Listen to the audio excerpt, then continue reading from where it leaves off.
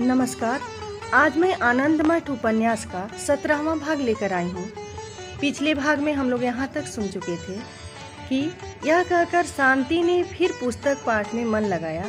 अंत में परास्त होकर जीवानंद पृथक शय्या रचना कर लेट गए। अब आगे की कहानी प्रस्तुत है। भगवान की अनुकंपा से 76वीं बंगाब्द का अकाल समाप्त हो गया। बंगाल प्रदेश के 6 आना मनुष्यों को नहीं कह सकते, कितनी कोटि यमपुरी को भेजकर वह दुर्वत्सर स्वयं काल के गाल में समा गया। 77वें वर्ष में ईश्वर प्रसन्न हुए, सुवृष्टि हुई, पृथ्वी सस्य श्यामला हुई। जो लोग बचे थे उन्होंने पेट भरकर भोजन किया। अनेक अनाहार या अल्पाहार से बीमार पड़ गए थे, पूरा आहार सह नहीं सके, बहुतेरे इसी में मरे। पृथ्वी तो सस्य श्यामलिनी हुई, लेकिन जनशून्या हो गई। बंगाल प्रदेश जंगलों से भर गया।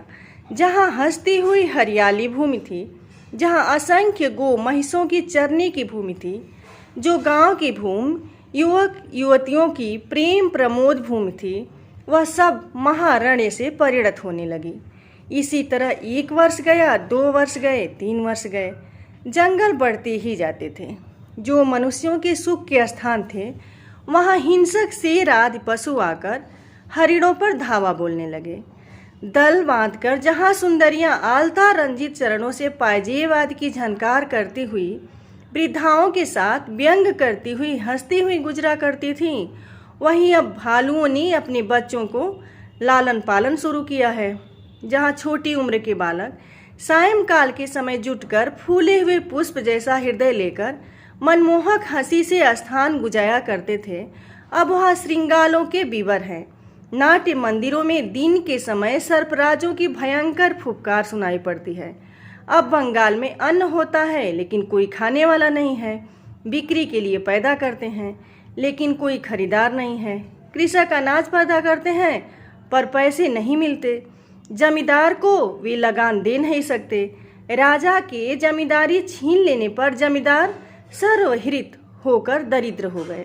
वसुमती के बहुप्रसविनी होने पर भी जनता कंगाल हो गई। चोर डाकुओं ने माथा उठाया और साधु पुरुषों ने घर में मुंह छुपाया। इधर संतान संप्रदाय नित्य चंदन तुलसी से विष्णु पद पाद्यों की पूजा करने लगा। जिनके घर में पिस्तौल बंदूकें थी, संतानगण उससे छीन लाए। भवानंद ने सहयोगियों से कह दिया था, भाई, यदि किसी के घर में मड़ी माड़ी गजा हो और एक टूटी हुई बंदूक भी हो, तो बंदूक ले आना, धन रत्न छोड़ देना। इसके बाद ये लोग गांव-गांव में अपने गुप्तचर भेजने लगे। पर लोग जहां हिंदू होते थे, कहते थे, भाई, विष्णु पूजा करोगे? इस तरह 20, 30, 25 संतान किसी मुसलमान बस्ती में पहुंच जाते और उनके घर में आग लगा देते थे। उनका सर्वस्व लूटकर हिंदू विष्णु पूजा में उसे वितरित कर देते थे। लूट का भाग पाने पर, लोगों के प्रसन्न होने पर उन्हें संतानगण मंदिर में लाकर विष्णु चरणों पर शपथ खिलाकर संतान बना लेते थे। लोगों ने देखा कि संतान होने में बड़ा लाभ है। विशेषतः मुसलमानों राजत्व काल में उनकी अराजकता और कुशासन से लोग उब उठे थे। हिंदू धर्म की विलोपावस्था के समय अनेक हिंदू अपने धर्म में हिंदुत्व स्थापन के लिए व्यग्र हो रहे थे। अतः दिन प्रतिदिन संतानों की संख्या बढ़ने लगी। प्रतिदिन 100-100, मास में 1000-1000 की संख्या में ग्रामीण लोग संतान बनकर उनकी संख्या वृद्धि कर मुसलमानों को शासन से विरत करने लगे।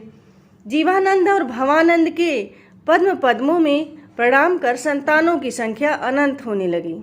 जहाँ वे लोग राजपुरुषों को पाते थे, अच्छी तरह मरम्मत करते थे।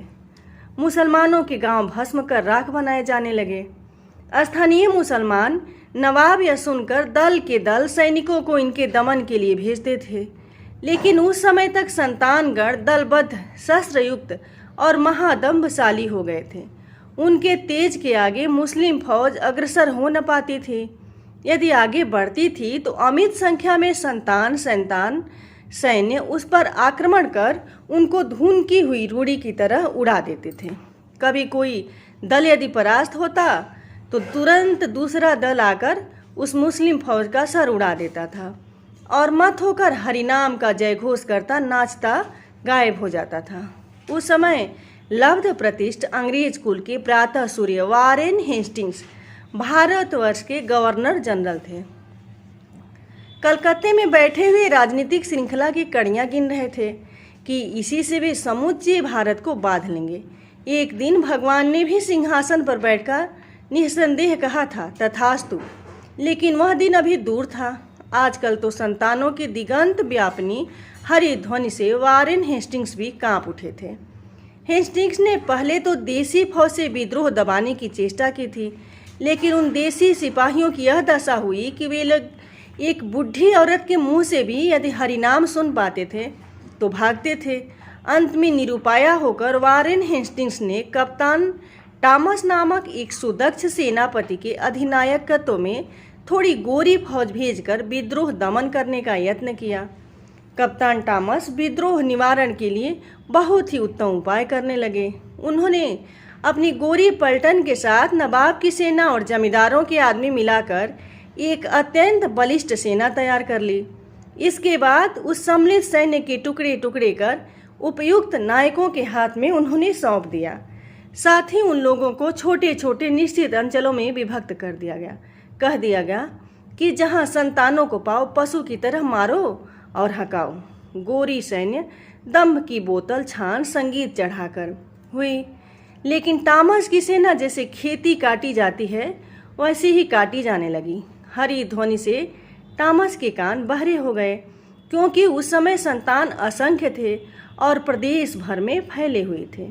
अब कहानी का अगला भाग मैं अगले वीडियो में लेकर आऊँगी। आप अगर कहानी पसंद आई हो तो लाइक कमेंट ज़रूर कीजिएगा और मेरे चैनल को सब्सक्राइब कीजिएगा ताकि मैं कहानी का अगला भाग आप तक पहुंचा सकूं। धन्यवाद।